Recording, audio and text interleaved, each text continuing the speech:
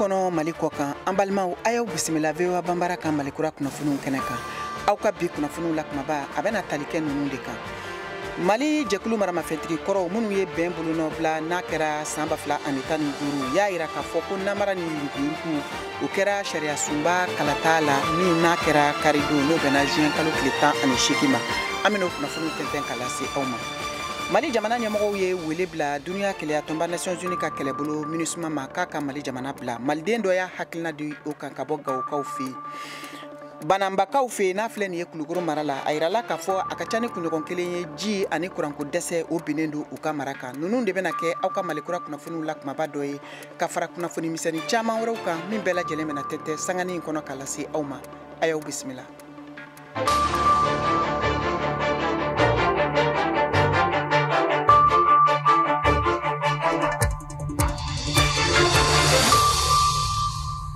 An balimaw an ka foli b'aw ye Mali kɔnɔ ani Mali kɔ kan ni ye VOA Bambara ka Malikura kunnafoniw kɛnɛ sigilen nɛgɛ ɲɛ 17 tana gosira Bamakɔ n'a lamini na wula nɛgɛ ɲɛ 1 bɛ Washington DC Ameriki jamana faaba kɔnɔ bi ye alamisa ye juin kalo tile 22 san 2023 aw ni Mariam Traoré bɛna ɲɔgɔn sɔrɔ ka bɔ studio 6nan na sanga 30 Malikura kunkun n'a ɲɛɲɛ ko tɛntɛn ko lase aw ma aw ka kunnafoniw filɛ.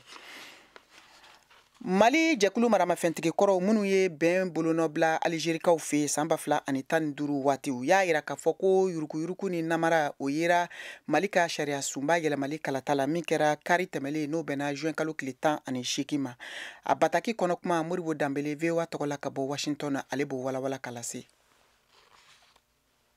Marifatigi jɛkulu mun bɛ wele ko cadre stratégique permanent ye kangari da ko ni MINUSMA tagali ni a laɲini kɛra Mali furancɛ fanga fɛ wa k'a bɛna dankari fɛnɛ bɛnkan sɛbɛn mun ni bolonɔ bilala la san 2015 CSP a ko ale ma sɔn jamana ka sigikan kura ni dasumusumu kɛra a la ni o constitution kura ye karidon ko a ɲɛt'a la k'a fɔ Algérie bɛnkan sɛbɛn mun kɛra san 2015 ko o talen bɛ a kɔnɔna la. Marifatigi jɛkulu nunu u ka laseli sɛbɛn dɔ mun lasera bɔlɔlɔ sira kan CSP a ko jamana kɛɲɛkɛyanfan marayɔrɔ camana kala ma se ka taa ko n'a bɔra Gao, Tombouctou ani Menaka duguba kɔnɔnaw la wa ko yen fɛnɛ ko kalata bɛ kɛ minɛn minnu kɔnɔ ko olu lafara de. CSP ale ka kuma la CSP ko ale jɔrɔlen don ni MINUSMA tagali ye mun laɲini kɛra Mali jamana fangaw fɛ a ko k'a bɛ kangari da ni nin tagali ko a bɛna kɔlɔlɔ min lase faso jama ma ko mun sɛgɛnnen don deja ni jatigɛwale ye ani fantanya a ka kuma la. MINUSMA ale ka cɛ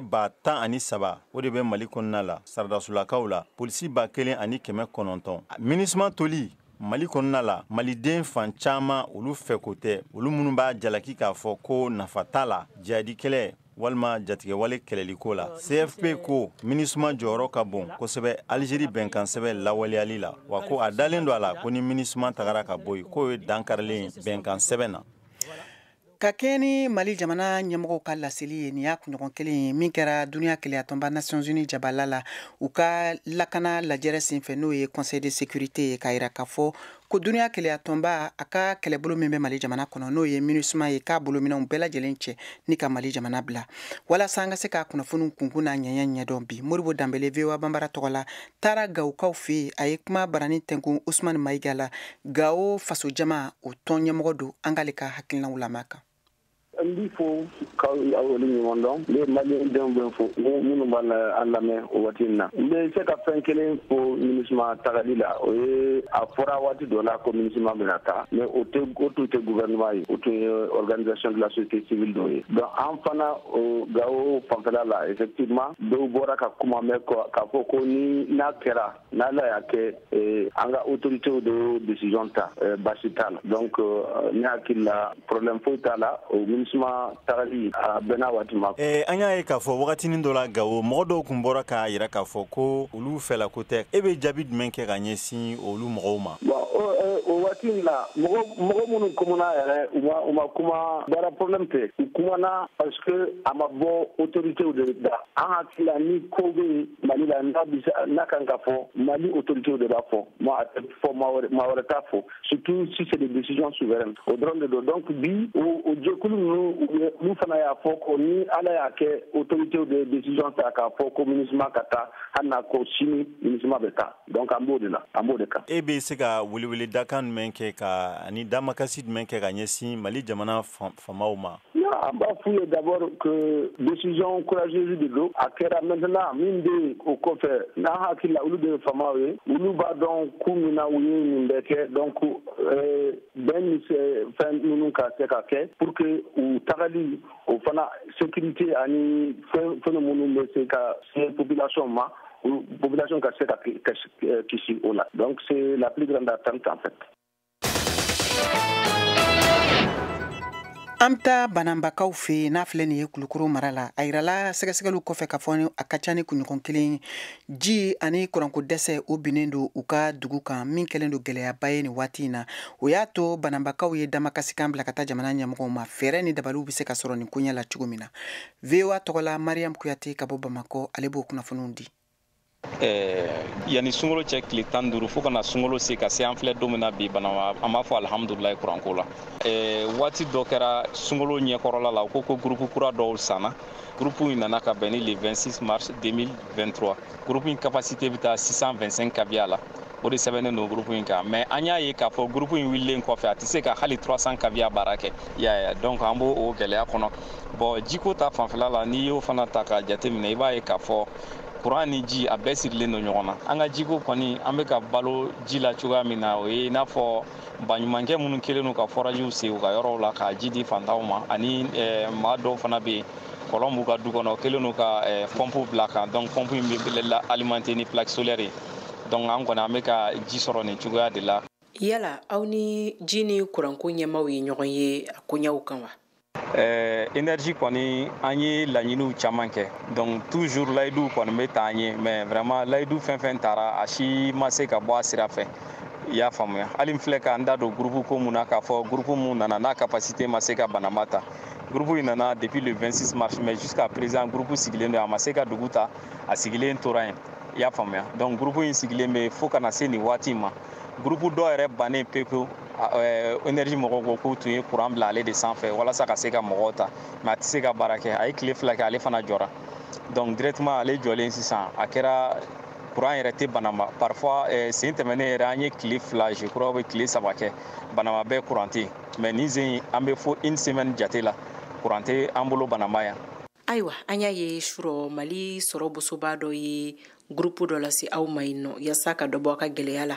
e yɛrɛ dalen b'a la nin groupe in bɛ se ka dɔ bɔ banaba ka jiko ni kuranko gɛlɛya la wa? Oui, komi groupe ma bila marche la fɔlɔ mais numéro min bɛ groupe kan 1100 kVA o groupe kɔni an b'a dɔn o tɛna se ka dɛsɛ banama kɔrɔ donc an ka laɲini ye mun ye vraiment hali bi gouvernement ka hakili to an na nin n'a ɲɔgɔnnaw n'u kɛra pour que ka se ka solution sɔrɔ a la rapidement an bɛna an ka laɲiniw kɛ k'an ka revendication kɛ ka wuli ka bɔ ka marché nin waati in na jamana in tabiya tɛ marché ye fɔlɔ ka sabu kɛ an bɛ lahala min kɔnɔ bɛɛ b'a dɔn donc an ka kumaw kɛ hɔrɔnyaw na walasa jamana ɲɛmɔgɔw fana b'a faamuya an ka se ka évoluer o cogo la. Mali musow jɔyɔrɔ ka bon sɔrɔ o yiriwali baaraw la kɛrɛnkɛrɛnnenya la ɲɔnɔ musow olu minnu ka wulikajɔ baara bɛnnen don Segu mara ma sɛnɛ kama sɛnɛ min ni a bɛ kɛ ni malo sɛnɛ ye u fɛ walasa ka se ka u dayirimɛ sɔrɔ ni ka yiriwali sabati o de senfɛ bi VOA Bambara tɔgɔ la Abibatu N Traoré ani Mokhtar Bari wulila ka se ɲɔnɔ mara kɔnɔ ka kuma tɛnku ni muso ninnu na gɛlɛya minnu b'u kan sanko an bɛ basigibaliya min na u ka marabolo kɔnɔna la u da ser'u ma an k'o kunnafoniw lamɛn. Mali musow jɔyɔrɔ ka bon kosɛbɛ jamana ka yiriwali la kɛrɛnkɛrɛnnenya la ɲɔnɔ musow Segu mara la sɛnɛ ale min ye ɲɔnɔ sɔrɔ ko baara sira ɲanama ye ɲɛsinen don malo sɛnɛ ma o kama an sera malo forotigi dɔw ma walasa ka kunnafoni wɛrɛw sɔrɔ nin baara kan Madame Sise Fatumata Traoré ale ye malo forotigi ye. Malo sɛnɛ ne kodɔn ka to an ka du kɔnɔ kabini an ka dɔgɔ an yɛrɛ bɛ na an b'a baaraw kɛ bon ala ye n furu fana a kanu donna na n fana ma bila bilen a bɛ fɔ nin wagati de ma ko saison ni nin wagati tɛmɛna san ka se décembre ma u b'a fɔ o ma ko contre saison o y'a ye o tɛ samiya ta ye donc an b'o wele ko contre saison. Nin waati in na ɲɔnɔ dugu kɔnɔ ka fara dafɛ dugu kan bɛɛ lajɛlen bɛ baara la u ka malo forow kɔnɔ ni daba tɛ min bolo o bɛ baara la ni tracteur ye. Musow ka teli ka sɔrɔ kulu kɔnɔ ka baara kɛ malo forow la o baara ninnu bɛnnen don binbɔli ani maloturu ma. Salimata Kulibali. An mɔgɔ caman de bɛ nin baara in kɛ a bɛ san 7 bɔ. Tuma dɔw la an bɛ taa mɔgɔ 15 fo mɔgɔ 20 la. Ni forotigi min y'an wele an bɛ taa ci kɛ o ka foro kɔnɔ. Baara kɔfɛ an bɛ se ka 6000 walima 7000 sɔrɔ. O bɛ bɛn an bɛ 250 walima 300 ma. Tiɲɛ yɛrɛ la an bɛ nafa sɔrɔ nin baara in na. Ka d'a kan an bɛ ka se ka an magoɲɛ kow bɛɛ ɲɛnabɔ. Ni malo baara in degun fɔlɔ ye angɛrɛ ko gɛlɛya ye, o min kɛlen don ka baara in yɛrɛ gɛlɛya. Madame Sise Fatumata Traoré. Gɛlɛya min b'an kan nin waati in na o ye angɛrɛ ko gɛlɛya ye. Angɛrɛ wari yɛlɛla dɔɔni. Yani fɔlɔ la angɛrɛ kun d'an ma subvention. I b'a dɔn tari 1 bɔrɔ 6 de kun kan k'a la. Tari 1 o tari 1 bɔrɔ 6 de bɛ k'a la. Finman 4, finman 2, jɛman 4. O bɔrɔ 6 gouvernement kun b'o subvention de di an ma. A b'a bɛɛ ta subvention na. Mais sisan a bɛ sɔn ka san 5 ɲɔgɔn bɔ. U bɛ bɔrɔ 2 dɔrɔn de ta subvention na. Donc a tɔ 4 an yɛrɛ bɛ to san. O tɔ 4 fana a wari yɛlɛla. O gɛlɛya de b'an kan, angɛrɛ ko gɛlɛya de b'an kan nin waati in na. Musow kɛrɛfɛ cɛ dɔw fana bɛ nin baara in kɛ. Nka walasa baara in ka se ka ɲa fo laɲini dɔw ka sabati. Ibrahima Traoré ale fana ye malofurutigi ye ɲɔnɔ. An mɔgɔ kɔni bɛ mun na o ye fɛɛrɛ kɛ angɛrɛ ka se ka nɔgɔya. Angɛrɛ de ye problème ba yɛrɛ. Ni angɛrɛ nɔgɔyara dɔrɔn i b'a sɔrɔ foro sɛnɛkɛlaw bɛ se ka yiriwa joona quoi. Nin bɛɛ kɔfɛ ni malo sɛnɛna ninnu y'a yira k'olu bɛ hami ani siran kɔnɔ ka da lakanabaliya kan ɲɔnɔ. Abiba Nango Traoré, Mokhtar Bari, VOA Bambara, Bamako.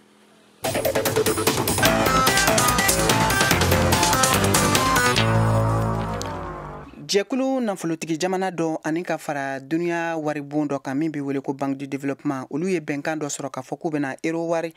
miliyari 2.5 labila ka dɛmɛ don Senegal jamana ma walasa ka se k'u dɛmɛ u ka kuranko la. Ni kunnafoni ninnu lasira bi alamisa Senegal jamanatigi Macky Sall fɛ k'a fɔ k'a wulikajɔ baaraw bɛna don ba la walasa ka se ka dɛmɛ lase Senegal ma kuranko nasiraw fɛ kɛmɛdonya ni 40 ye san 2030 o waatiw la. Ukraine jamana kan u ka jamana ye dollar wari miliyari 60 ɲɔgɔn sɔrɔ min kɛra dɛmɛ sira ye walasa ko ka se ka sɔrɔ yiriwali siraw dayɛlɛ u ka jamana kan. Nin kɛra duniya lajɛrɛba senfɛ n'o ye conférence internationale ye min bɛ ka kɛ Londrikaw fɛ yen min kunnafoniw bɛɛ lajɛlen labilala bi alamisa. Britanniquew ka ministre min sigilen don u ka jamana kɔmakow ɲɛnabɔli kunna James Cleverly ale fɛ.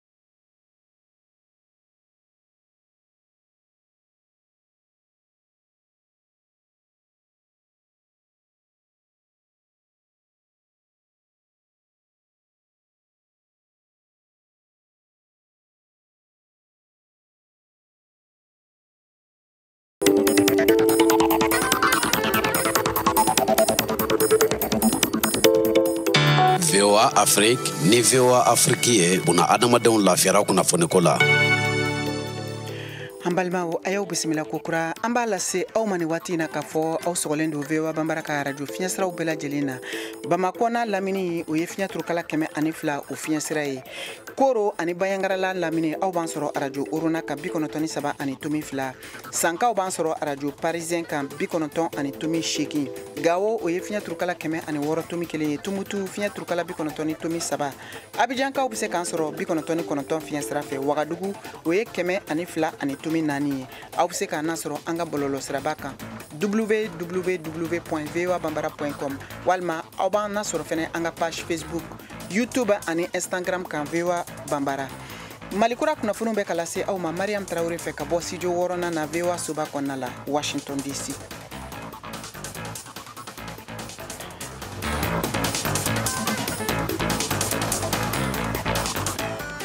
Ka tɛmɛ ni kunnafoniw ye an bɛna Ameriki jamana kan yan. Ameriki jamana ka wasadenw olu ye bɛnkan dɔ bolonɔbila. Bɛnkan min ni o kɛra walasa ko ka se ka jago ani sɔrɔ yiriwali siraw dayɛlɛ. Ameriki jamana ani Taiwan jamana cɛ ko hali ni k'a sɔrɔ a ŋunuŋunukanw ana a nisɔgoyakanw olu bɛ Chine jamana yɔrɔ ni waati in na. VOA tɔgɔla Mohamed Ture ka bɔ Washington na ale b'o kunnafoniw di.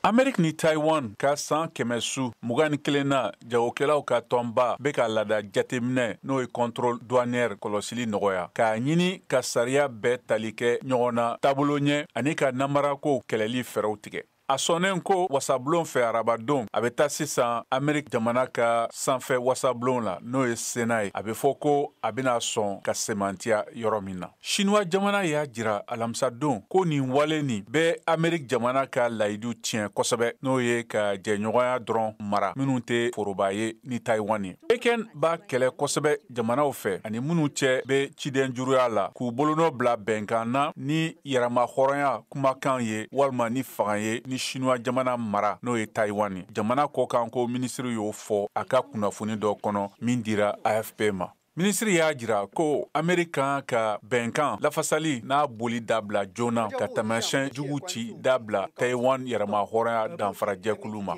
Washington ni Taiwan tɛ nin ciden juru jɛɲɔgɔnya foroba ye. Chinois jamana b'o min jate a ka jamana mara dɔ ye. Wa a y'a layidu ta ko a bɛna minɛ don do fangala ni a mago bɛ a la.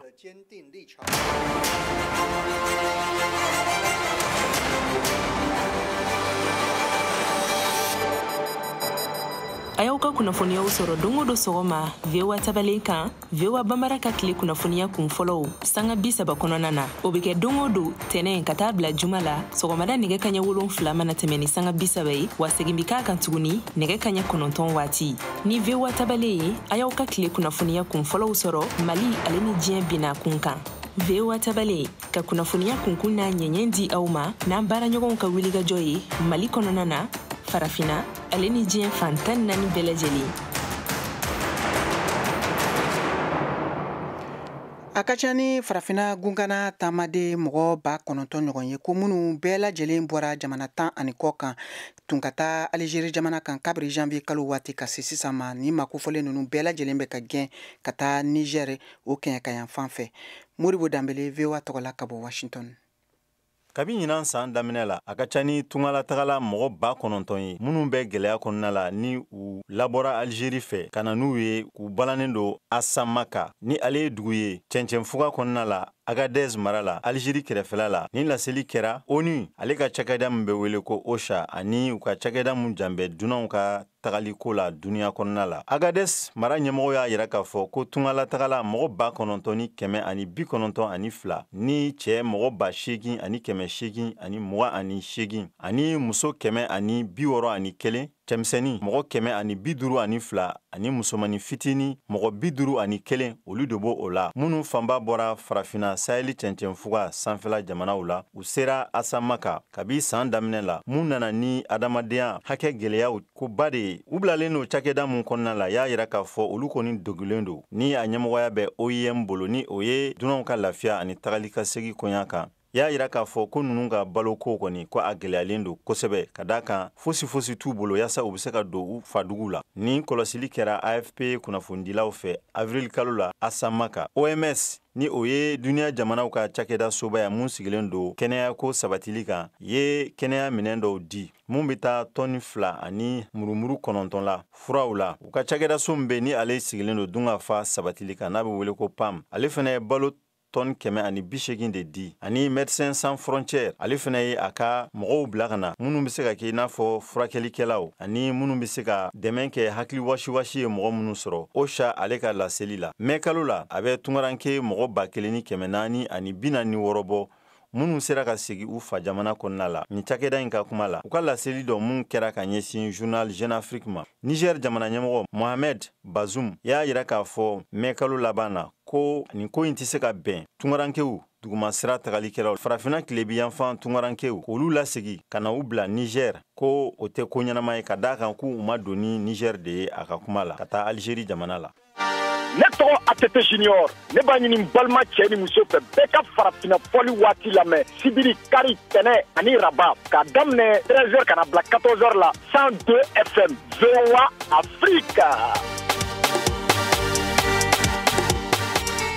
Ntama ni dɔw kama ko ntamani ye fɔlifɛn kɔrɔba ye farafina tilebiyanfan jamanaw kan i n'a fɔ a lakodɔnnen don cogo min na seko ni dɔnko nasiraw fɛ Mali jamana kɔnɔ. O y'a to bi VOA Bambara ka kunnafonidila Mori Ture ale wulila ka se Cheikhne Sissoco ma ntamanfɔla ŋana don ni dɔw kama ko Cheikhne ntaman 5 a donna baara in na cogo min na ni facɛn don ani fɛnɛ a b'a fɛ ka tagali ɲɛfɛ ko minnu kɛ ni ntaman ye a da ser'o ma an k'o kunnafoniw lamɛn.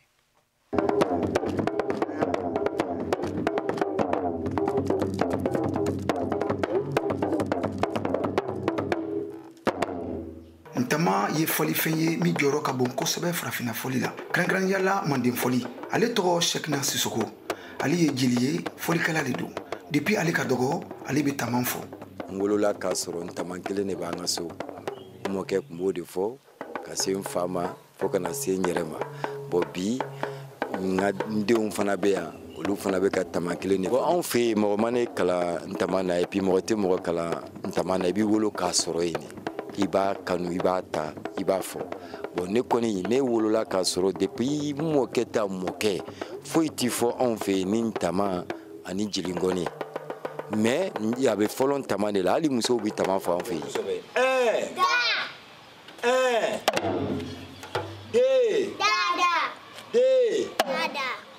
C'est les instruments qui viennent après la voix. Ni fɔli kɛra tiɲɛ ye o y'a kabila la walasa ka ni laada latilen Cheikhne y'a denw bilasira o sira kelen kan. U yɛrɛ fana filɛ n bɛ baziw ka u ka bazi ye kalan de fɔlɔ ntama in o bɛ u kunkolo kɔnɔ déjà u da ye k'o ta k'o fɔ mais kalan in de ye bazi ye c'est pour te dire mɔgɔ tɛ kalan tama na an fɛ yen a bɛ yen de o i b'a fɔ n bɛ exemple ta ninnu kan don o don u bɛ ne ye répétition na don o don u bɛ ne ye fɔli la ɔ e m'a ye a tun bɛ ka yɔrɔ dɔw fɔ sisan a bɛɛ ye ne ka fɔlikanw de ye ne m'a yira la o mais il a l'oreille musicale a yɛrɛ b'a ka création kɛ tuma dɔw la a b'a terikɛninw wele ka na u bɛ don studio la a fana b'a fɔ k'a b'olu kalan.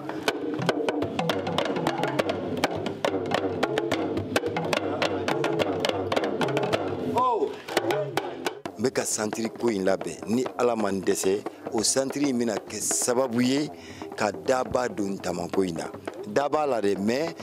an bɛna na fɛn wɛrɛw kɛ mɔgɔw ma sigi ni fɛn min ye f'an k'a lajɛ ka da don an ka fɔlifɛnw na nin tama in dɔrɔn tɛ dɛ bala kora ngoni jeme dunu ale kamana gannen don ni fɔlifɛnw kana tunu a ye hakilina ɲuman min ta n'a ye dɛmɛ sɔrɔ ntamafɔlaw bɛna caya san nataw la.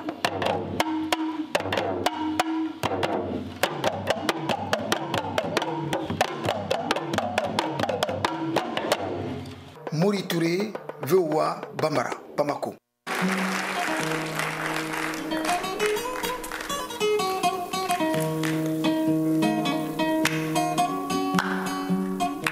Azemle sunɔgɔ bɛ ne ɲa la dɛ. Ma ko tɛ se ka suna ni na fo ni yɛlɛla sanfɛ. Bon n'an ka kangari kelen dɛ i b'a dɔn an bɔra sɔ feere la musokɔrɔba in fɛ don ni bi bɔra a la. Zambila n'i y'a mɛn k'i taara juru ta n kɔfɛ. Ne yɛrɛ le t'a dɔn an bɛna surafana ko yɛrɛ bɔ yɔrɔ min na sisan sa. Zambila an bɔra ka sɔ dun sisan surafana ko o tuma i bɛ dumuni sugu jumɛn kɛ e b'o tuma mun kɛra. Anw ka dugu kɔnɔ an bɛ dumuni kɛ tile kɔnɔ siɲɛ saba de tile fila siɲɛ fila ta min y'a la nin ye Bamakɔ yan nɔ ne ma se k'o faamu mun dɛ. Jɔ n bɛ ka appel dɔ n bɛ ka wele allo Lamagalen o tuma sini an bɛ taa wagati jumɛn. Ayi o kun b'a fɔ ko fo ɲɔnɔ sira Lamagalen i b'a dɔn ne bɛ kuma kelen f'i ye ala kama kana to ka nin marché sugu min na an tɛ se ka voyager sa mobili sotarama ma an tɛ se ka voyager i y'a kuma fɔ n ye n bɔra ni bulon ye mécanicien ye min fɔ ne ye ne yɛrɛ de y'a mɛn a ko n ma ko bulon in ko fo ka resegmenter e dun bɔra k'a fɔ patron ye patron ko je t'a kun ok ay ntemeso ni zembla ne be so ambe borola andale do dukena la fontaine courant kun tegera o donc andale me dukena la me ga fienta ani fantaw e famo be ma kele ya en fantaw nu kera kele ni courant tegera dro fana be boku da dukena la fana be boka da dukena e clim ko ta la fama fantaw be crédit re voilà o be zembla ni ala che anu be kera kele e fama fantaw ni clim be bara ni courant tegera te boki da ga so sans faire en fana ba ndanga dukena la ma nya wa no na be kera kele nanti ini gak gini sih lah Mali zaman te famu quoi.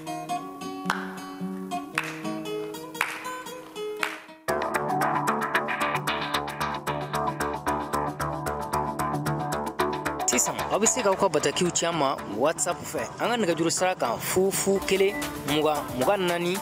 46 tɔgɔ ni jamu ani aw bɛ bɔ yɔrɔ min na aw bɛ o fɔ ka sɔrɔ k'aw ka bataki d'a kan.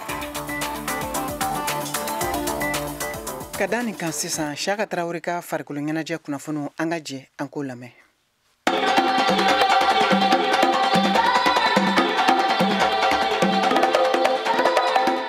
muso senantolantan kunda juillet kalo nata tile 3 san 2023 Burkina Faso muso senantolantanaw ni Mali muso senantolantanaw bɛ ɲɔgɔn sɔrɔ a ɲɔgɔndan bɛ don Jeux Olympiques Paris san wɛrɛ 2024 éliminatoire ɲɛbila ɲɔgɔndanw ko don olu tako fɔlɔ tagali hukumu kɔnɔ Mali muso senantolantanaw bɛ labɛnniw na n'o ye degeliw ye ka ɲɔgɔndan in makɔnɔ kabini juin kalo tile 12 tɛmɛnen baaraw bɛ senna AS Real de Bamako dagayɔrɔ la Ageisa Jara Mali muso senantolantana y'a yira labɛnniw tagabolo ka ɲi n'i b'a dɔn n'i y'a siɲɛ fɔlɔ ye a ka fɔ la olu muso senantolantanaw ka ɲɔgɔn sɔrɔ nin n'a ɲɔgɔnna ɲɔgɔndan labɛnni na Mali tɔgɔ la. Préparation a ka fisa. An kun ma deli ka fara ɲɔgɔn kan tan togoya la mais cette année an sera ka fara ɲɔgɔn kan an bɛ ka entraînement daminɛ ɲɔgɔn fɛ bon ça va pour le moment parce que an bɛɛ de ye kelen. Fatou Dambele Mali muso senantolantana ka fɔ la baara tagabolo b'a yira ko kunkɔrɔta bɛ sɔrɔ. A daminɛ kɔni ka fisa dɔɔni n'Ala sɔnna inchallah a bɛ ɲɛnabɔ. An bɛ se ka qualification sɔrɔ n'an bolo di ɲɔgɔn ma an bɛ nin étape tɛmɛ a tɛ gɛlɛya yɛrɛ. Mali muso senantolantanaw forobatɔn degeli karamɔgɔ Salum Useni Mohamed ka laɲini ka kan ka se ka sabati Burkina Faso ɲɛkɔrɔ. Baara taabolo ka ɲi pour l'instant an ye niveau dɔɔni sɔrɔ fo k'an ka tuguni an ka cɛsiri kɛ match amico ninnu olu bɛ kɛ an ma fura ye kosɛbɛ. Entraîneur bɛɛ ka laɲini i bilala baara min kunna a baara ye i ka se k'a se yɔrɔ la min b'a to e bɛ nimisiwasa sɔrɔ la min b'a to minnu ye e ta baara la olu fana ka se ka confiance da i kan. Jeux olympiques fɛn min don bɛɛ b'a dɔn a ma nɔgɔn surtout muso kunda c'est 4 tours il faut battre les meilleurs pour y aller. Salum Useni Mohamed ma ɲina ka wele kan lase Mali senantolantan fédération ɲɛmayaso ma u k'u kɔfilɛ olu la ka da kan u bɛ baara la gɛlɛya kɔnɔna na. U k'a dɔn k'a fɔ an fana ye denbatigiw de an bɛ fɛn ɲini ka di an ka denbaya la e bɛ na baara yɔrɔ la i b'a dɔn hali nasɔngɔ yɛrɛ tɛ so cri de cœur don an bɛ segin ka f'u ye la fédération bɛ se ka min kɛ u k'o kɛ ka entraîneur ye en attendant que ministère bɛ se ka bɛn ko la cogo min ka se ka an ka papier ko n'an ka contrat ko waleya an jigi dalen b'o kan. Mali musolakaw bɛ Burkina Faso musolakaw bisimila ɲɔgɔndan kɔseginni na Bamako yan dɔgɔkun kelen tagali ɲɔgɔndan tɛmɛnen kɔ VOA Bambara tɔgɔ la Bamako Siyaka Tarawele ka laseli don.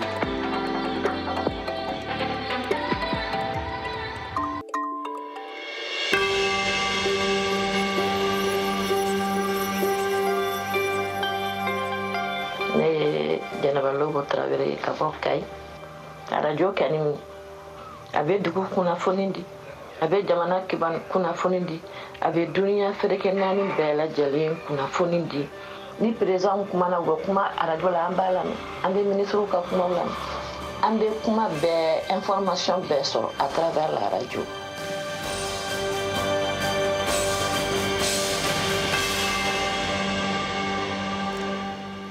an balimaw a y'a faamu cogo min na ni de bɛna dan sigi aw ka bi malikura kunnafoniw na min labɛnna sekaw ka cɛjan Sheikh Jɛru fɛ jɛmukan lasiraw ma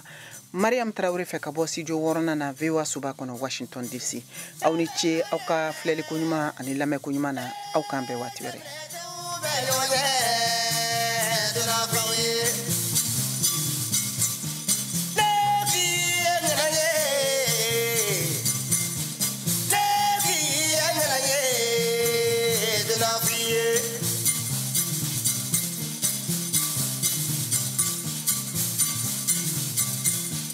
Mama